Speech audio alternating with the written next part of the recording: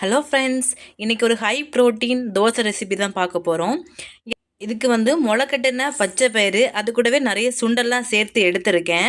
இதை இப்போ மிக்ஸி ஜாரில் சேர்த்து அது கூடவே கொஞ்சமாக பெருஞ்சீரகம் மட்டும் ஆட் பண்ணிக்கிறேன். அதை இந்த மாதிரி குறப்பாக கொஞ்சம் அரைச்சிக்கோங்க. இது கூடவே சின்ன சின்னதாக வெட்டின பல்லாரி, அது கூடவே தக்காளி, கொஞ்சமாக கொடை மிளகாவும் சேர்த்துக்கணும். அது கூடவே கொஞ்சமாக உப்பும் மிளகா பொடியும் சேர்த்துருக்கேன். இது கூடவே நான் வந்து ஒரு எக்கு ஆட் பண்ண போகிறேன். நீங்கள் வந்து உங்களுக்கு எக் ஆட் பண்ண விருப்பம் இல்லை அப்படின்னா நீங்கள் வந்து கடலை மாவு கூட சேர்த்துக்கலாம். இது ஒரு பைண்டிங்காக மட்டும்தான் நம்ம இதை ஆட் பண்ணுறோம்.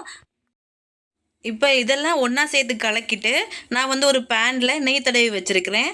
நீங்கள் வந்து நல்லெண்ணெய் வேணால் சேர்த்துக்கோங்க. நான் கொஞ்சமாக நெய் சேர்த்துருக்கிறேன்.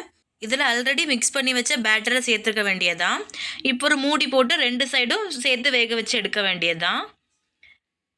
இது ரொம்பவே டேஸ்ட்டாகவும் இருக்கும், வயிறு ரொம்ப ஃபில்லிங்காக இருக்கும், வெயிட் குறைக்கிறதுக்கு ரொம்பவே ஹெல்ப் பண்ணும். நீங்களும் ட்ரை பண்ணிவிட்டு இது எப்படி இருந்துச்சுன்னு கமெண்ட் பண்ணுங்கள்.